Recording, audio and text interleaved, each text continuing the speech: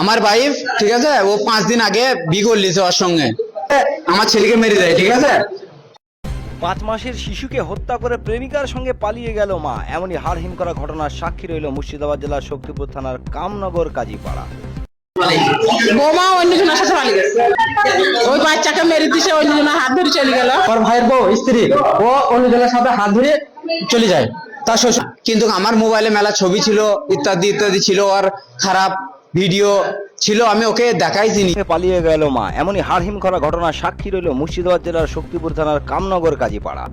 পরিবার সূত্রে জানা যায় 5 মাসের শিশুটির নাম মুরসেলিম শেখ, মা সকিনা খাতুন। সকিনা খাতুনের বছর 5 আগে প্রেম করে বিয়ে হয় সালার থানার তালিবপুরের ছেলে রোহিত শেখের সঙ্গে। 5 বছর পর এক পুত্র সন্তান হয় সকিনা খাতুনের, কিন্তু স্বামী রোহিত শেখের দাবি বছর 3 আগে থেকে অন্য এক ছেলের সঙ্গে প্রেমে জড়িয়ে পড়ে সকিনা খাতুন। কথায় কথায় স্বামীকে বিষ খাইয়ে মারার হুমকি দিত সে, এমনকি ছেলের অধিকার চাইলে তাকেও মেরে ফেলার হুমকি দিত সে। আজ সেই হুমকি সত্য হয়ে দাঁড়ায় বলে মনে করছেন শিশুটির পিতার বাড়ির লোকজন। আজ দুপুরের দিকে কামনগর কাজীপাড়া থেকে ফোন মারফত খবর পান তারা, গিয়ে দেখেন ছেলেটি মৃত অবস্থায় রয়েছে, গলার কাছে দাগ আছে বলে জানান তারা। শিশুটির লাশ উদ্ধার করে এসে সালার থানার দ্বারস্থ হন তারা। সালার থানা ময়না তদন্তের জন্য কান্দি মহকুমা মর্গে পাঠায়। ঘটনায় এলাকায় শোকের ছায়া নেমে এসেছে। একটি পশু ও তার সন্তানকে বুকে করে আগলে রাখে, এ কেমন মা? 9 মাস 10 দিন গর্ভে ধারণ করে নিজের হাতে সন্তানকে হত্যা করে অন্য ছেলের হাত ধরে পালায়। কোন সমাজে বসবাস করছি আমরা? লজ্জায় মাথা হেঁট হয়ে আসছে আমাদের আগামী প্রজন্ম কি এভাবেই শেষ হয়ে যাবে? বড় চিন্তার বিষয় হয়ে দাঁড়াচ্ছে। ওই খুনি মা সকিনা খাতুনের দৃষ্টান্তমূলক শাস্তির দাবি জানিয়েছে পরিবার। ঘটনাটা আজকে হলো সকাল 7টার সময় বলছি মারা গেছে, কিন্তু এটা সকাল 7টার সময় মারা যায়নি, রাত্রিরে মারা হয়েছে এটাকে। মানে আমার ওয়াইফ ঠিক আছে, ও 5 দিন আগে বিয়ে করলিছে ওর সঙ্গে, ওই যে ছেলেটার সঙ্গে সম্পর্ক আছে তার শক্তিপুর বাড়ি। নামটা ঠিক জানি না, মানে লাকি বলে, মানে ওর বন্ধু বান্ধব বলে লাকি ওর নাম, তাই সেইটুকুই জানি আমি। কতদিন 3 বছর সম্পর্ক আর হয়েছিল বলতে, মানে ওর সঙ্গে লাইন, ওর বোনের বিয়ে থেকে লাইন শুরু হয়েছে ওদের দিয়ে, ফেসবুক থেকে মানে সম্পর্ক রিলেশন যায় আসে, আমাকে বলে না, কিন্তু আমার মোবাইলে মেলা ছবি ছিল, ইত্যাদি ইত্যাদি ছিল, আর খারাপ ভিডিও ছিল, আমি ওকে দেখাইছি নিজে। মানে ওর পার্সোনাল জায়গায় লুকানো ছিল, আমি পাসওয়ার্ডটা জানতাম, মানে দেখে নিয়েছিলাম। সেই কারণে ও 2 মাস আসেনি আমার বাড়ি, পালিয়ে গেছিল, 2 মাস আসেনি। তারপরে আমি বাড়ি এসেছি 3 মাসের পরও ও ওই বাড়িতেই থাকে, এই বাড়িতে আসে না। বলছি দরকার পড়ে আমার ছেলেকে মেরে দেবো, ঠিক আছে, তারপরেও আমি তোমাকে ছেলে দেবো না, এরকমও কথা বলেছে। আমি আবার আমার বাড়ি এসেছিল, ঈদে জামা কাপড় সব কিছুই দিলাম, ঠিক আছে, দেওয়ার পর ওর মামাদের বাড়ি যাই। মামাদের বাড়ি যাওয়ার পর আমাকে বলছি, আমাকে মানে জন্মের ঠিক নাই, হ্যান তেন ইত্যাদি অনেক কিছু গাল দিয়েছে, ঠিক আছে। তারপরে আমি বলতে গিয়েছি, তুই তো হাটপিল গুন্ডি আছিস, যাবো আমি তোর কাছে, তুই ভং ভাং কথা বলছিস আমাকে।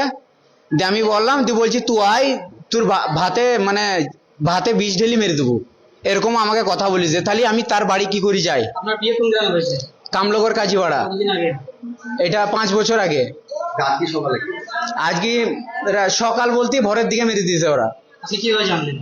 জানলাম বলতে অন্যজনের মুখ থেকে, আমার ভাইরা ইত্যাদি সবাই গিয়েছে কামনগর ওদের বাড়িতেই, কাজীপাড়ায়। হ্যাঁ, ওটা শক্তিপুর থানা।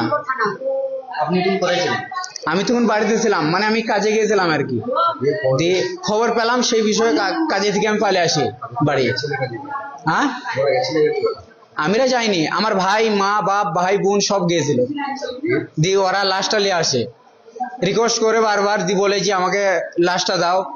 কি করবে, লাশটা তো আমিও দেখিনি নিজের চোখে। মেরেছে আমার বড়া, আমার মায়ের নম্বর প্লাস আমার ভাইয়ের নম্বর, আমার বাপের নম্বর সব ব্লক লিস্টে হয়ে দিয়েছে। ফোন করছি, ফোনে পাচ্ছি না। প্লাস ওর যে মামা হয়েছে জাহাঙ্গীর, তাকে ফোন করি, সে ফোনটা তুলে রিসিভ করে না। আর আমাকে শুনতে হয়েছে এইসব দুর্ঘটনা, শুনতে হয়েছে পরের মুখ থেকে।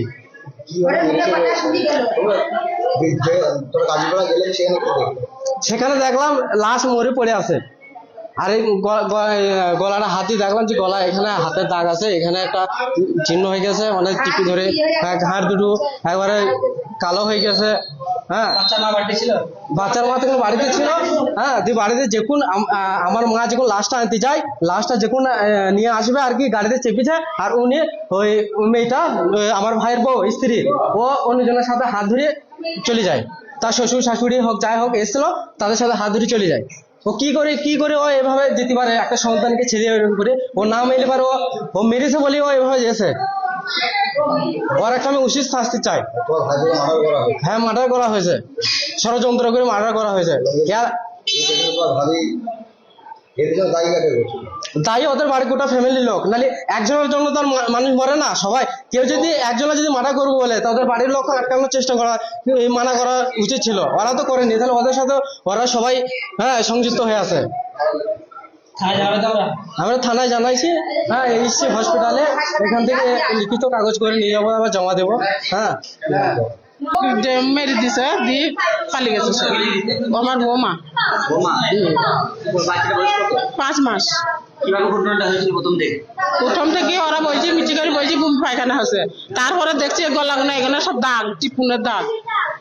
তারপরে আমরা তালিকে থানা ডাক্তারখানা নিয়ে এলাম। বৌমা অন্যজনের সাথে পালিয়ে গেছে, ওই শক্তিপুর। শক্তিপুর। কি নাম রে? মুরসালিম। ওই ছেলেকে শাস্তি হোক, আমার কি চাই? ওই বাচ্চাকে মেরে দিছে, অন্যজনের হাত ধরে চলে গেল।